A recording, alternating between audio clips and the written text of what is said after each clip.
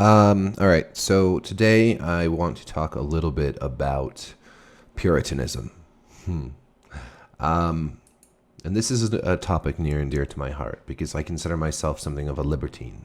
And I find that the sort of new wave of Puritanism is deeply troubling and dangerous to sort of modern progress and the direction of really the way I would like to see society move, which is away from repressed sexuality of women, uh, of gay people, of really anybody, other than dangerous people like rapists and pedophiles. The uh, the recent sort of little controversy online, which is really stupid, is a games writer, or well, I guess he described himself as video boy at Polygon, Nick Robinson, and he tweeted, "No offense, but anyone who acts like they didn't jack off to Crystal from Star Fox Adventures is lying to you." Which of course is going to lead to a pile on because people are not allowed to discuss their sexuality outside of certain very strict parameters, and this especially applies to straight men these days, at least in progressive circles. Obviously, in some conservative circles, the same thing applies to women and to gay people and so forth. For instance, there was a drive-through theater that wouldn't play Beauty and the Beast, the new version, because there is a scene of men dancing at the end together. I find that very puritanical and wrong-headed. But I also find what happened with Nick Robinson here puritanical and wrong-headed. For instance, Feminist Frequency, which is Anita Sarkeesian and is a premier feminist website, and I don't know what it is they do these days, because they don't make very many videos, which was their original sort of raison d'etre. But they hop on, they sea lion Nick Robinson here, to borrow a phrase from the Gamergate days. Nobody in our office feels that way about Crystal. In fact, we find her character deeply disappointing. And they link to a YouTube video. She's literally trapped in a crystal. Finding a female character who is damseled and stripped of her agency arousing is kind of gross, to be honest. Attitudes like this are indicative of just how male-dominated gamer culture remains. Newsflash, we don't care about your boners. Only they care enough about his own personal taste to leap on top of this of this tweet and make a big deal out of it. I think that there are certain people in the game industry who rely on a male-dominated gamer culture to exist. So for instance, I feel like so long as there is a male-dominated gamer culture, Feminist Frequency will have a reason to exist. As soon as that gamer culture becomes more diverse and less male-driven, Feminist Frequency will no longer have a reason to continue. And I think that's why you see such mountains being made out of molehills all the time, because the truth of the matter is, while I would agree that gamer culture is still male-driven, it's become vastly more diverse in the last few years and over time in general. Part of the thing is that games in general will always be, I swear, I believe this simply because I believe that there are differences between men and women. Even though men and women, in my view, are equal, they are different. And women overall simply do not enjoy games, and especially console games and hardcore PC games, as much as men. Obviously, there are some girls and women who adore games and play them all the time. I know some of these people, and of course, that's perfectly fine. But overall, it is still a very male-driven hobby, I would say. Not just culture, but a hobby. And there are some hobbies that are male-driven, and there are some that are female-driven. But I digress. And then we have other people hopping on Robinson here. This is Holly Green, and she writes a sort of longer comment here. See, here's why this pisses me off, she writes. When I got here being the games industry 8 years ago, it was a hostile and unwelcoming place for women because it was dominated by dudes acting like dudes. I'm going to stop right there and just say that dudes acting like dudes is not the same thing as a hostile environment towards women. Unless you really think that dudes acting like dudes is always dudes acting gross and misogynistic. Now, I know, having played video games online, that sometimes dudes are gross and misogynistic, and it's really annoying and it frustrates me. Oftentimes these are younger dudes, but sometimes older. And I've been around enough scenes with men being men, and I understand what she's getting at. But the fact of dudes being dudes can also be a lot of things beyond misogynistic and gross. And it's a really unfortunate belief that simply dudes being dudes would equate to an unwelcoming place for women. I don't agree with that. I think a lot of time dudes being dudes is just guys having fun and not being sexist whatsoever. She goes on, now we've had more or less a feminist revolution within tech, and it's like nothing has changed. Women and non-binary people started being more open about expressing themselves sexually because it was a challenge to the status quo. Straight cisgender dudes saw that and took it as a sign that it's okay now for them to do it too. Between that and other feminists deciding now that objectification in video games is okay because sometimes the audience is a queer woman, don't even get me fucking started, we've come full circle back to square one. Okay, I'm going to stop there again. I think it's absolutely fantastic that women and non-binary people, and really people of all stripes, have become more open about their sexuality and expressing themselves sexually. I think that it's so strange and backwards, and I don't even know the word to use, but it's so strange to me that someone who believes that it's good for women and gay people and transgender people and all these people to express themselves sexually would think that it's bad for male, straight, cisgender people to do the same thing.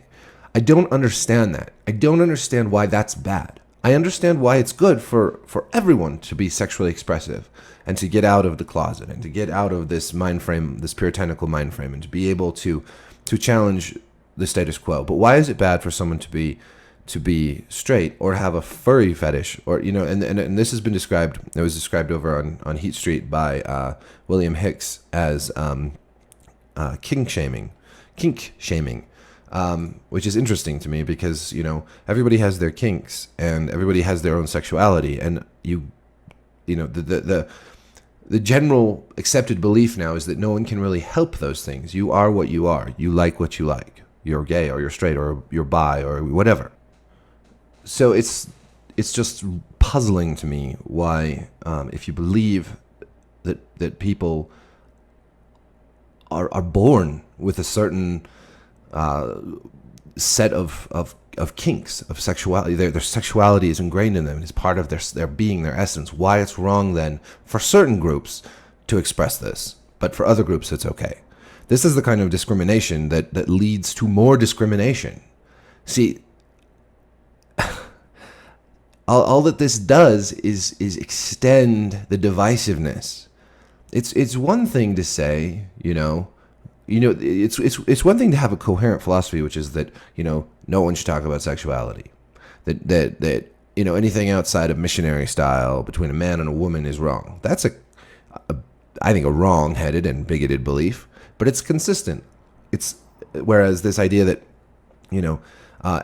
anybody except for somebody who was born straight and identifies with the gender they were born as, anyone else except for these people can express their sexuality and can embrace it.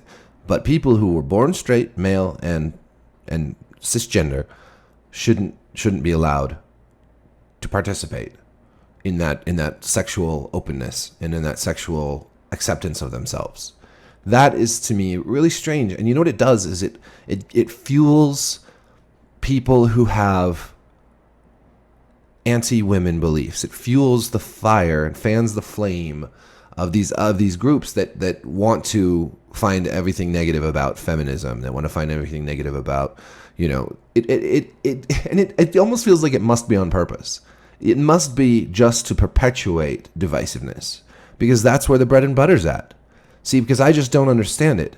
And the really sad thing is that I don't agree with people who say that all feminism is bad, or who are looking for any reason to sort of smear that sort of the social justice side of progressivism, because I believe in that stuff.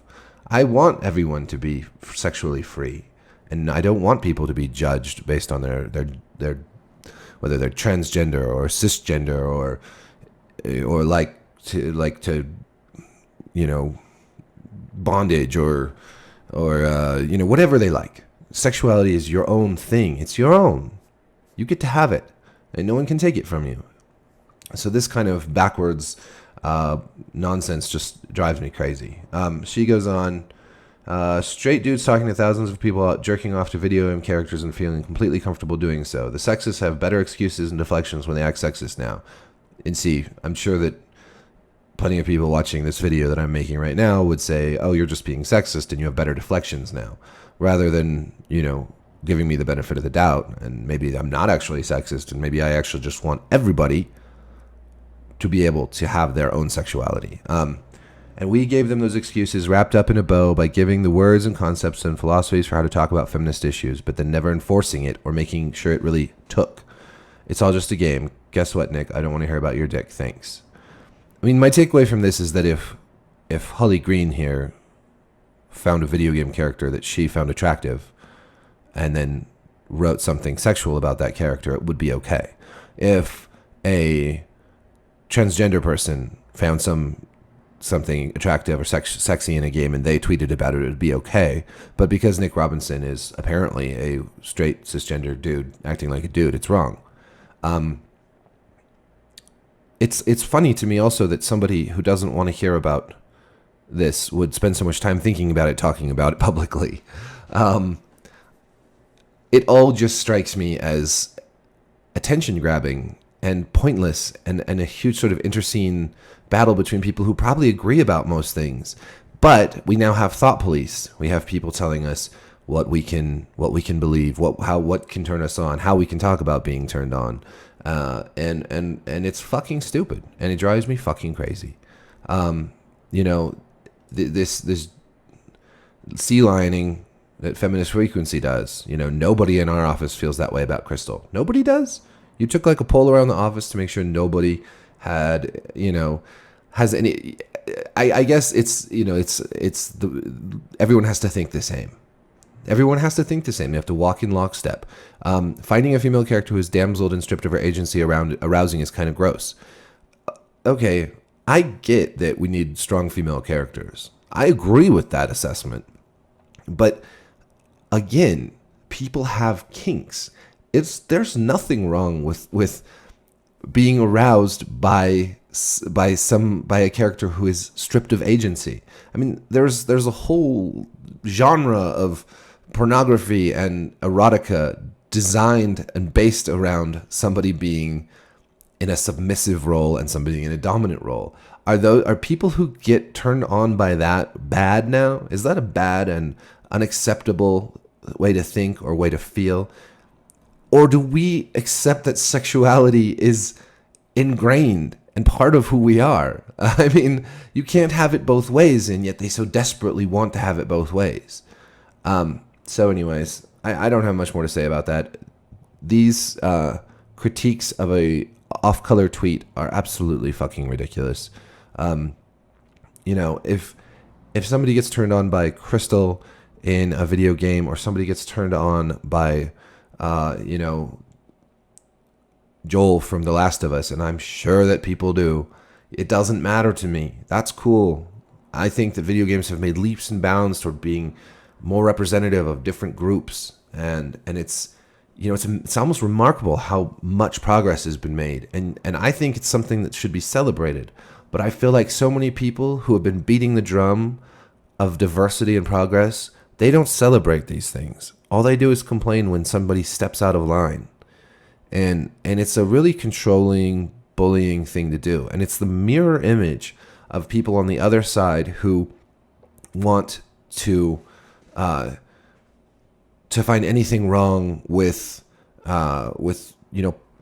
social justice issues, like who leap on every sort of, like people got upset about the new Mad Max.